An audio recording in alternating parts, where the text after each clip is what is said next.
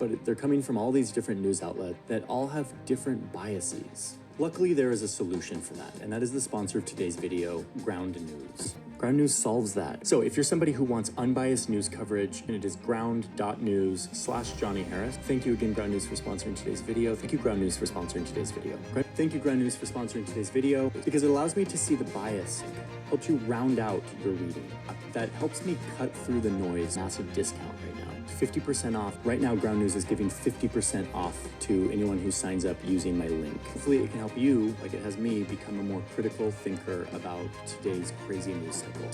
I just recorded the Trump one yesterday, and I'm struck with how different they are. That could be a reflection of my personal bias. Like, obviously I came down somewhere on each of these. Okay, before I start this video, I want to say what a big fan of Johnny Harris I've been up until this point. I've learned so much from his editing style and the way he researches and reports on things that he believes to be important. But right now, I believe he's acting incredibly inappropriately for someone who claims that they're an investigative journalist. Now, before I begin, you guys don't know me. This is my first YouTube video, so I want to report on myself a little bit so you can identify what biases I might have. I am not a Republican by any means. I agree with policies on both sides. For example, in the abortion debate, I lean more Democrat, and in the policies of the border, I lean more Republican. But I side more with Republicans on the border, not necessarily Trump. I believe that's super important when you're discussing politics, because you need to know the background of the person that's speaking to understand what position they might be coming from. All right, so now that that's out of the way, I want to kind of talk about the problem that I have with Mr. Harris, and I don't think anything highlights that issue better than the two videos I'm going to show right here. First, I want you to notice some very key differences between the thumbnails.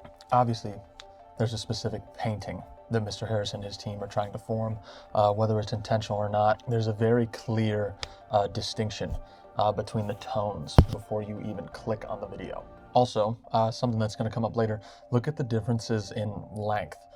The Trump video is about 40 minutes long, and the Kamala video is about 25 minutes. I don't know why that is. That's incredibly odd to me. There's a ton of information out there on Kamala and her family, her upbringing, that actually wasn't put in the video, but it's all available, so I don't understand why it wasn't in the video. Now, when we look at this, people make mistakes, and I'm not saying that Mr. Harris does a bad job, but when you're looking at a channel with about 6 million subscribers, it's a team now. It's a culmination of efforts, editors. He talks about his composer in the video. So it's not like it's just him by himself, but there's very clearly a bias between him and his team. Now, everyone is allowed to have their own biases. I certainly have mine, you have yours, and Johnny definitely has his. But I'm gonna put his cover photo on screen and his YouTube profile. Video journalist investigating important global issues and independent journalist making videos that help you better understand the world. I understand that might not be the direct meaning that he's going for with independent, but you have to understand the connotation that that has. You have to understand, for your average viewer, what that means when they read it. Now again, we're all allowed to have our own biases, but I would argue it's Mr. Harris's job to attempt to be as impartial as possible. When you have a YouTube channel with 6 million subscribers and you're reporting on political issues, it's your job to be as transparent and impartial as you possibly can be, so that the information is as correct and sound and transparent as you can make it. Now, the reason I'm making this video, I already told you guys, I'm not a Republican, but it's very easy to see how Trump has become so successful, the way the media reports on him, right? You don't need to lie about Trump. You don't need to hide Kamala's past or some stuff that she's done to beat Trump. You beat Trump by being as honest and transparent as possible so he can't use it against you. Somehow the media and the way people report nowadays allowed a rich, old white guy to be seen as counterculture or other, which I've never seen before. America was made for people like him, and now there's a whole group of people in America, a majority of people in America, that see the world against him, which doesn't make any sense. And it's because of reporting like this. So let's get into these individual videos and break them down a little bit. I'm gonna play you the very beginning of the Trump video, and I want you to pay very close attention to the framing and the tone of the video in the first 20 to 15 seconds. I know what trending is better than anybody in the world. I've been trending my whole life. From the day I was born, I've been trending. I like the good publicity and I like the bad publicity. It all plays. Who is Donald Trump? A while back I realized that for all the attention Trump gets, I actually didn't know much about his life. How he rose So as you're to listening, become one of the most the powerful music is people tense, on the it's planet. jumping from note to And note, what but his not life and actively career can landing teach us anywhere. about It what creates he this really feeling wants. of I didn't know any uneasiness. of that. Now, So I'm delved gonna in play you to the try to Kamala better video, understand how he and rose I to want power. you to tell me what you think the tone is. Oh, you guys are at the wrong rally. I think you meant to go to the smaller one down the street. If you had to be stuck in an elevator with either President Trump, Mike Pence, or Jeff Sessions, who would it be? Does one of us have to come out alive? Okay, so you're an independent journalist, right? With a humongous audience, and you start your video on Kamala with people literally chanting her name. The music is very upbeat, it's very happy, and I understand, like, if you have biases, you can make a Kamala video. You can do that. No one says you can't do that. What you can't do is claim to be an independent journalist and make a video like this after you just made another video about the other candidate. Now, he starts these videos with the same little, like, image flickers, and it's because he wants you to think that it's impartial. He wants you to think it's the same. I made the same video about the same two candidates, and I put the same little flickers in. It's the same little intro.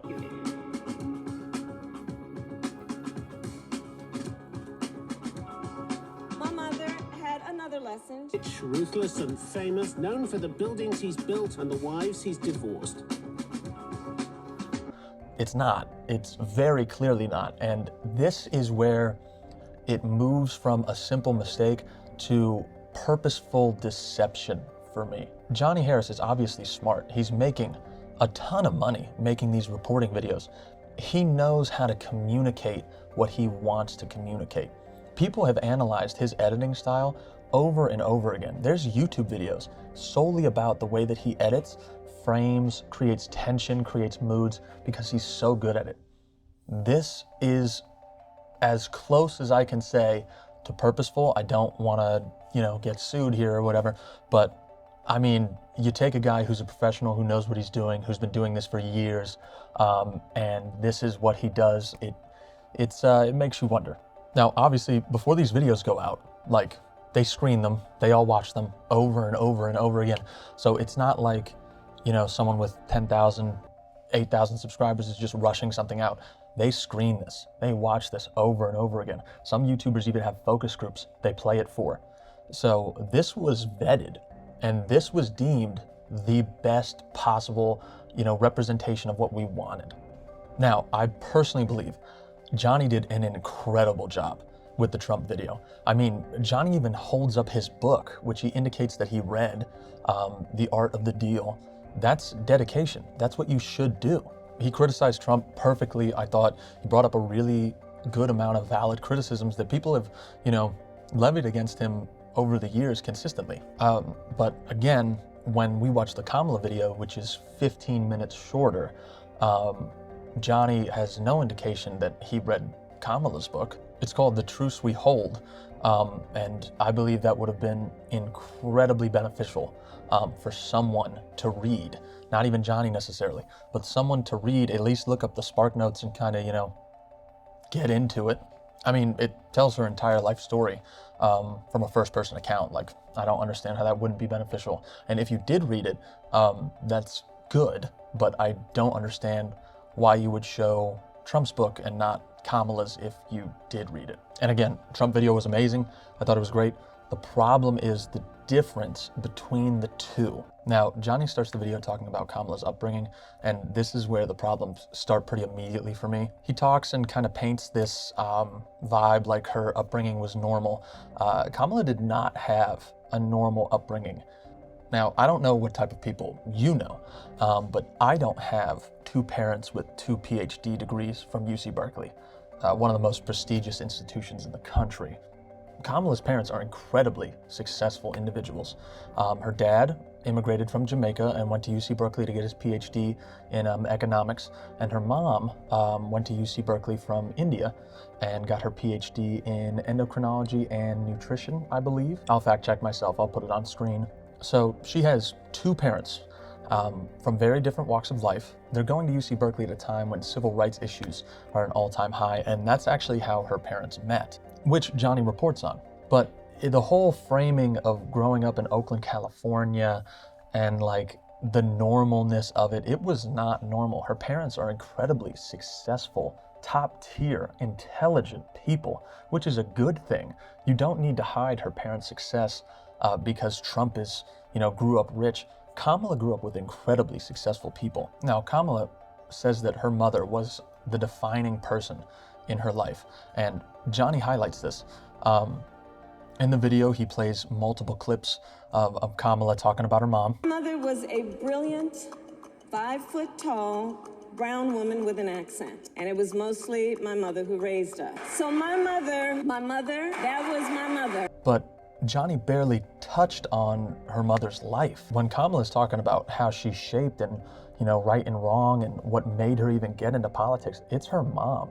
Now, I don't know why you wouldn't do this. All the information is super easy to find. It might not have fit your narrative that you wanted to portray, but this woman deserves recognition. Kamala's mother worked as a biomedical scientist at the Lawrence Berkeley National Laboratory. Kamala never distinctly says how big of a role her father played in her life, but every opportunity she says that it's mainly her mom. Her mom was the one that raised her, instilled the values in her, and that's important, but it's also important to look at her father's life. So her father was a Stanford professor of economics. In fact, he is the first Black professor to obtain tenure in the economics department in Stanford's history. Johnny actually touches a little bit on her mother's success, but in a way that completely negates that lady's entire career. So he says this. Kamala's mom accepted a job in Montreal as a cancer researcher. She talks about this as being a big opportunity for her mom, but she was a teenager and she was not thrilled to be moving to Canada. And when you say it like that, it's like, oh, whatever. So Kamala's mom accepted a job as a cancer researcher in Montreal when Kamala was 12. So I don't know how much you guys remember from before you were 13, but for me personally, it's not a lot. And I understand that, formative years in Oakland, but she probably has very little memory of Oakland, California in general. But her 12 to 17 middle school, high school years were in Montreal, Canada, where her mom was a world-renowned cancer researcher. So from the time Kamala was 12, or give benefit of the doubt, 13, Kamala's mom was traveling the world conducting cancer research and speaking at prolific universities about it and about education. Kamala's mom actually took minority children in an effort to combat the inequities of the education system and mentored countless individuals. So in total, Kamala's mother got about 2 minutes of screen time, and her upbringing was anything but normal. I don't even know anyone with a PhD besides the professors in college. Why would you talk about the time when Kamala was in Oakland from before she was 12, but not give any time really from when she was 12 to 17 in Montreal? It's very apparent when you connect all these dots that there's an image that's trying to be painted, and it's at the expense of your knowledge. You believe that as an independent journalist, he would report on all the information he could find. And maybe he didn't find any information of her time in Montreal, but it seems like Montreal, where her mom is a world-renowned scientist, might not be, the correct fit for what they were going for. Now, Johnny then goes in to talk about Kamala's time as a prosecutor, and he fails to bring up one of conservatives' biggest talking points when speaking about Kamala's time as a prosecutor, and that's her marijuana convictions. Now, to be fair, he talks about it for about 2 seconds. Her office prosecuted almost 2,000 people in cannabis-related offenses. Yes, Kamala oversaw 1,900, approximately a little bit more, convictions on marijuana cases. Now, in regards to her predecessor, that's more. It's not substantially more, but it is more. Now, her team claims that a majority of those people were not jailed for their offenses. But that information is incredibly difficult to find, which I'll touch on later. So I'm going to report on what we know. Kamala has been incredibly tough on marijuana. In fact, she co-authored an opposition argument for a bill attempting to legalize it in 2010. She only came out in favor of legalization in 2018, which, lo and behold, was the time she was going to run for president. From the Attorney General's office under Harris, marijuana arrests that resulted in convictions were up to 24%, while only being at 18% under her predecessor. Now, we can't get exact figures on jailing or sentencing because the Attorney General's office has only reported on state jailings. They can't or won't report on county jailing. The Supreme Court then told the state of California they needed to reduce their prison population, that the prison population was so high and overcrowding was so high that it bordered on unconstitutional. Harris and the leadership in California failed to do this for a very long time. Now, Johnny fairly reports on this, but I don't believe he goes in depth enough. Now, some people think Kamala and the leadership in California did this on purpose, which I believe it's important to report on, only if to disprove it. The reason people think that this might have been done on purpose is that California is one of 14 states that uses inmates to fight their wildfires. It's estimated that almost a third of California's entire firefighting force are from prisoners. However, violent offenders obviously don't qualify. So some people have said that the state of California has a public responsibility to keep the California prisons full so that they don't lose wildfire protections and a firefighting force. Now, any state that lost 30% of its firefighting force, but especially California with all the wildfires, that could be detrimental. Low-risk inmates are granted training, and they live either in the prison firehouse or in the prison. They're paid an average of $7 a day, plus an extra $1 an hour if they're responding to a specific emergency. Now, again, this is all alleged because it's almost impossible to prove intent in situations like this. So do more of your own research, draw your own conclusions. So Johnny now very quickly touches on a consensual relationship Kamala had. The only thing we could dig up on her is that she dated the mayor of San Francisco, and that may or may not have helped her get a job or a position on some insurance board. But this was a consensual relationship. There was no cheating. It's not very juicy. So this is Willie Brown, and in my opinion, again, this needed to be reported on way more heavily. Willie Brown was 60 years old at the time he started dating Kamala when she was 29.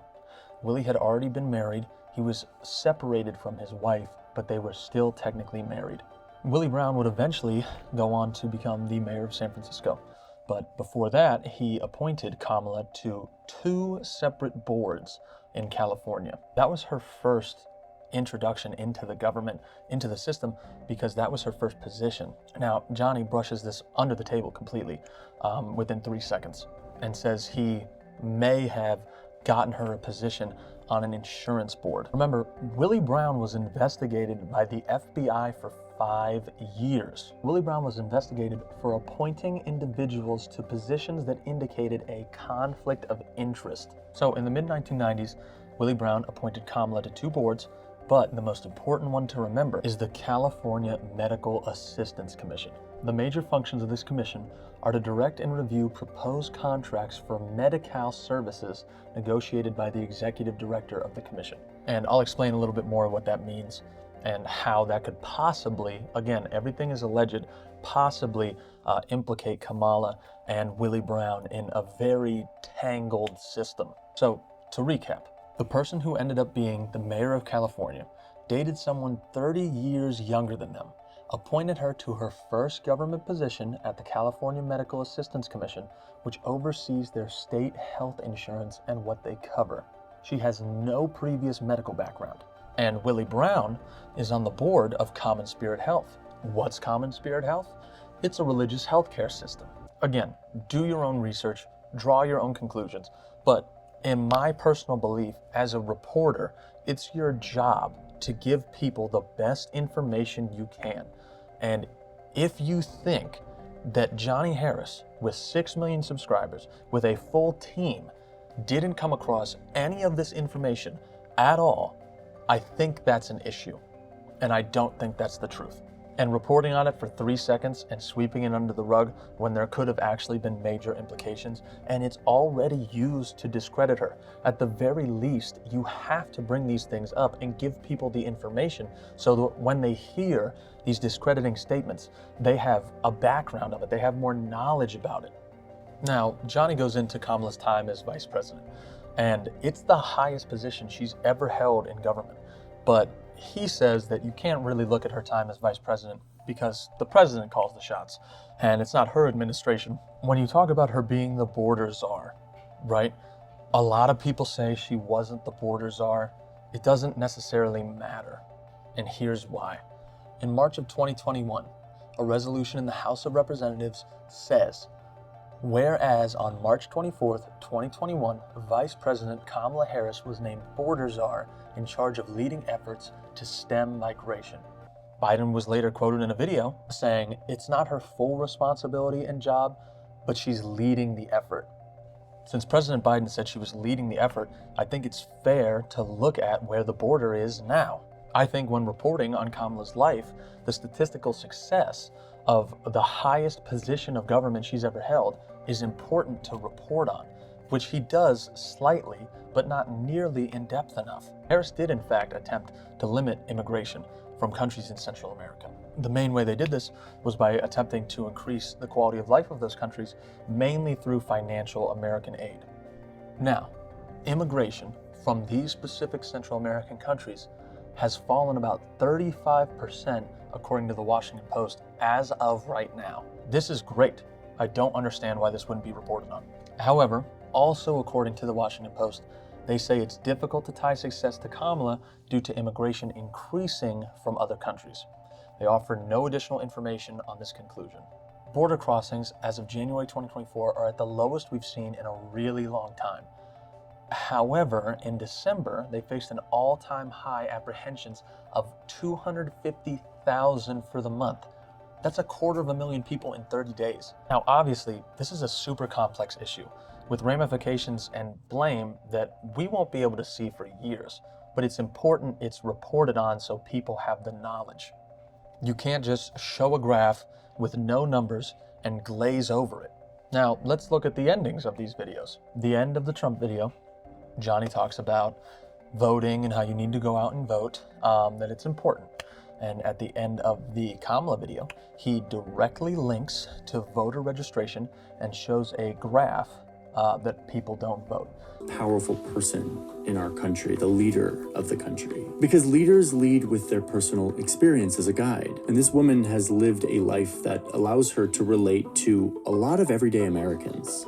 Something that seems to be in short supply among leaders these days. So I don't know how Kamala Harris will govern if she becomes president. But from looking at her record, I do feel fairly convinced that she has a sense of ethics and morals and values.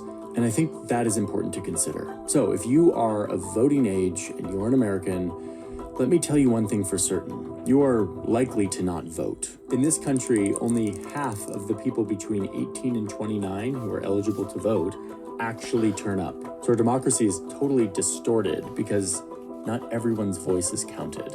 I'll put a link here where you can go register and find your place to vote. And with that, thanks for watching, and I'll see you in the next one. Lastly, and most importantly, if you are above 18 years old and you're an American, please go register to vote. It takes probably 90 seconds. If you have a driver's license or some other form of ID, you can do it online, and then you can go vote. Please do that. Half of young people will not vote this election. Therefore, half of a huge constituency in our system will just not be heard, which is like, that's not democracy. So make time to do it. Feels good. And you get a sticker afterwards, which is really fun. Now, again, it's little things, right? There isn't one specific thing you can point to and say, oh, this is biased 100%, or oh, this is biased 100%. It's a lot of things. It's a lot of little things. And as one of you know, my favorite creators, Osmongold says, how many dots make a line? Sup, y'all? It's me. It's your boy, the Great Turkey. How many times do things have to continually happen in a way that shifts the frame so far one way that now it's completely that way? So while editing this video, Johnny has already changed the thumbnails multiple times. I was lucky enough, I got photos of most of the changes, so you can directly see how different these videos are framed from the first time you see them.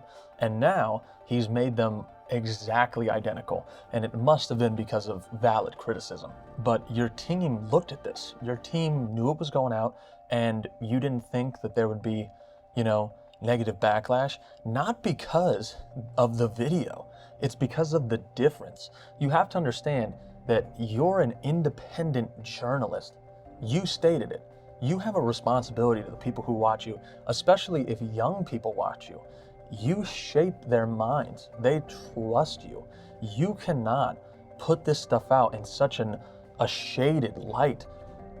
Everything that you did now is tainted. Some people could watch these videos like me and go, oh my God, I'm disgusted by this bias. What other stuff from his videos has he not told us about? What other stuff doesn't fit his narrative that he's trying to say or that his team's trying to say, and they leave out? You're a learning channel. Your goal is to educate. You can't poison that, or it poisons everything. I don't know when it happens, when people start to think they know better than the rest of us. I don't know how many subscribers it takes. I don't know how much money it takes, but it's incredibly offensive. Now, I am not a saint. I know I have biases, but I addressed that, and I made the best attempt that I possibly could to stay impartial. And I do not have any malicious intent against Kamala. From what I think, she's an incredible individual who comes from two of the smartest people in the world. And her mother was a single mom that raised her basically on her own for a long time. Those are things that should be celebrated. Those are things that should be talked about. They deserve more than a minute and a half of a video to talk about how her mom, you know, revolutionized breast cancer research. Now, I'm sure that, you know, not as many people are going to watch this video as watch Johnny's. I'm not even sure if anybody's going to watch it, really. But I'm going to do the absolute best I can, and do not, you know, drive hate towards Johnny. He definitely doesn't deserve that. He's doing a good thing. All the issues that he shed light on need to be in the public eye, for sure. He does an incredible job. But people need checked. And I think this is the first step, you know, to checking creators when they're reporting on news or when they're reporting on specific political issues. No one goes to YouTube for bias. You know, we get our news from YouTube and the creators we trust because we are sick of all of the news being biased and all of their ways of reporting. I mean, everyone, left, right, middle, has always seen how divisive the news can be and how they can report on the two exact same issues and create an incredible different opinion. Some of them just outright lie. We come to YouTube and we have this community here for truth, for honesty. There's something honest about a creator sitting in his bedroom or sitting in his basement talking to himself with no production around and just being as honest and transparent as he can. That's why people enjoy YouTube. Now, I don't plan on being a political YouTuber or doing investigative journalism. I don't know what I'm going to do with this channel, but thank you, first of all, for watching. And again, please don't spread any hate. That's not what this video was attempted to do. But I hope that some of you thought the same way that I did in this and felt like something needed to be done to address it, at least. So I appreciate you guys, and have a good rest of your day.